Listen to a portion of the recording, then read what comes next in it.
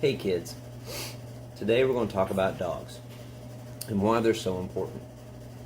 I know a lot of folks out there are not dog people, and that's a shame. They really should be. But I'm not knocking other pets. We have cats. Cats just aren't like dogs. They're useful, and I know there's people out there who say, well, I got a cat that's just as good as a dog, and I have a ridiculously bonded and affectionate cat, but it's still not as good as a dog.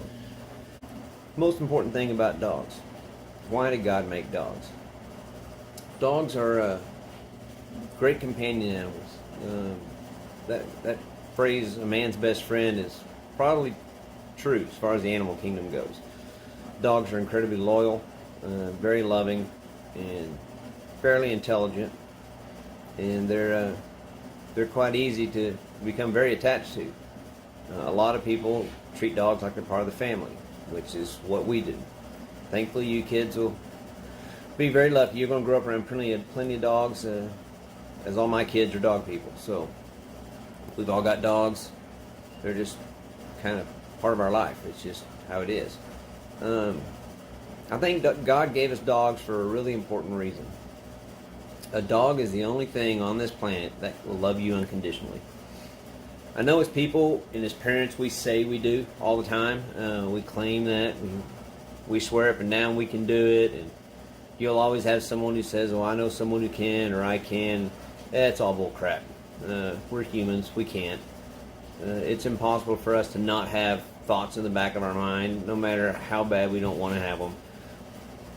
There are always times that, someone does something, you get angry at them or something. It's not that you stop loving them, but we do get judgy, and we do get angry, and we get hurt, and and it's just part of human nature to kind of blame something else. So we tend to claim that, and as much as I want it to be true, it's just not. But a dog is different. A dog does love you unconditionally. A dog will love you while you beat it to death. It's sad. You hear stories like that all the time. I'm not saying it's not possible to have a bad dog. Dogs can be turned bad, but inherently all dogs are born as trusting, loving creatures. They want to bond. That's why they run in packs. They need companionship just as much as we do. And dogs kind of need us. There's very few wild dogs left. You take a pet dog and turn it loose in the woods, and it's just going to die. They're not like cats. They don't have a lot of the instincts anymore. They've lost them. So you should always be kind to dogs. That rule that dogs can sniff out a bad person, that's generally true too. If your dogs just, for some reason you can't figure out, genuinely don't like somebody, there's usually a reason. It's kind of like little kids and dogs. Little kids and dogs don't trust you, then there's something wrong with you. But Jesus loved us unconditionally. And it's very hard for us to understand that, because as much as we claim it, we can't achieve it. So you see it and hear about it all the time. People trying to change God or change Jesus to fit their world, to fit something they understand, and we just can't comprehend it. The closest we can get is your dog. They will love you like nothing else loves you. It's not a lie. No person will love you as much as your dog. When a dog bonds, it can be an incredibly powerful thing. And I'm lucky enough to have experienced that more than once, and I hope all of you do too. Having something that is your friend that you can play with, but will without hesitation lay down their life to protect you. It's humbling, and that's exactly what Jesus did for us.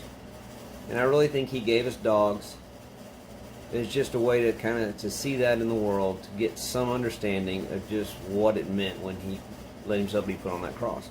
So always be kind to your dogs. Always be kind to stray dogs. Don't be afraid of dogs. And I'm not saying you shouldn't be careful. The most dangerous dog out there is a submissive dog. A dog that's afraid. A dog that's afraid will always bite. just how it is. It's fear. We do the same thing when we're terribly afraid. We strike out, whether it's with our mouth or with our hands, or our thoughts even, but we do the same thing. But a dog that loves you, even if it accidentally, snaps at you, like if you sneak up behind it while it's upset and it snaps you, you will never see anything more apologetic. They will literally beg for your forgiveness, and that's something else that we don't do.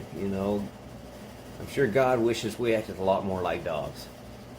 But be kind to your dogs, love your dogs, and just pay a little more attention to how they treat you, and try and use that to treat other people. And today's tip is it's one you may have heard already, but it's also very true. Measure twice and cut once. That works in anything, whether you're doing arts and crafts, construction, whatever. It's always measure twice and cut once, and you'll have less mistakes. God bless.